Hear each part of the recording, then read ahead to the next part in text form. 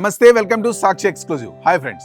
సముద్ర గర్భం నుండి ఉవ్వెత్తున లేచిన రాకాసి గాలులు, ఆకాశం బద్దలైనట్లు కురిసిన కొండపోత వర్షం చూస్తుండగానే ఒక మహా సామ్రాజ్యాన్ని జలసమాధి చేసేసాయి. డ్రాగన్ దేశం చైనా చరిత్రలోనే కనీవిని ఎరుగని రీతిలో డాల్ఫిన్ తుఫాను సృష్టించిన బీభత్సం వెన్నులో వణుకు పుట్టిస్తోంది. దాదాపు 6,000 కిలోమీటర్ల మేర ప్రయాణించి గంటకు 150 కిలోమీటర్లకు పైగా వేగంతో విరుచుకుపడిన ఈ రాకాసి తుఫాను తీరం దాటుతూనే విధ్వంసకర రూపాన్ని బయటపెట్టింది. తీర ప్రాంత నగరాలు క్షణాల వ్యవధిలోనే సముద్రపు పాయలుగా మారిపోయాయి. జేజియాంగ్, జియాంగ్సు, షాంఘై వంటి ప్రధాన నగరాలు వరద నీటిలో మునిగిపోయి చిగురుటాకులా వణికిపోయాయి.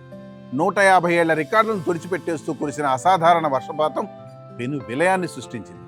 ఆకాశ హర్మ్యాల కింద ఉన్న అండర్ గ్రౌండ్ పార్కింగ్లు, మెట్రో స్టేషన్లు, భారీ షాపింగ్ మాల్స్లోకి నీరు పోటెత్తడంతో ప్రజలు ప్రాణాలు కాపాడుకోవడానికి పరుగులు తీశారు. వందల సంఖ్యలో లగ్జరీ కార్లు, భారీ వాహనాలు కాగితపు పడవల మాదిరిగా వరద ప్రవాహంలో కొట్టుకుపోయాయి. పెనుగాలుల ధాటికి బహుళంతస్తుల భవనాలు, పైకప్పులు లేచిపోయాయి. కిటికీలు పగిలి గాజు ముక్కలు వర్షంలా కురిశాయి.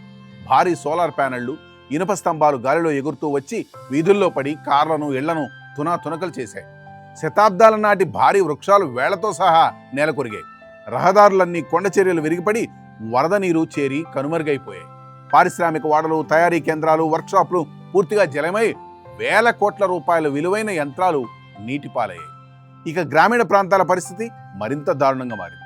రైతులు సాగు చేసిన వేలాది ఎకరాల గ్రీన్ హౌస్ పంటలు, పొలాలు సర్వనాశనమైపోయాయి. మూగజీవాలు కొట్టుకుపోయాయి. తమ కళ్ళ ముందే సర్వస్వం కొట్టుకుపోతుంటే ఏమీ చేయలేని నిస్సహాయ స్థితిలో ప్రజలు పెట్టిన ఆర్తనాదాలు గుండెలు పిండేసేలా మారాయి. ఈ మహా విపత్తు తీవ్రతకు 10 లక్షలకు పైగా ప్రజలను సురక్షిత ప్రాంతాలకు తరలించాల్సి వచ్చింది. విమానాశ్రయాలు మూతపడ్డాయి. వందలాది విమాన సర్వీసులు రద్దయ్యాయి. రైలు నెట్వర్క్ స్తంభించిపోయింది. డాల్ఫిన్ తుఫాను మిగిల్చిన ఈ భయానక నష్టం చైనాను కోలుకోలేని దెబ్బతీసింది. ప్రకృతి కన్నెర చేస్తే ఎంతటి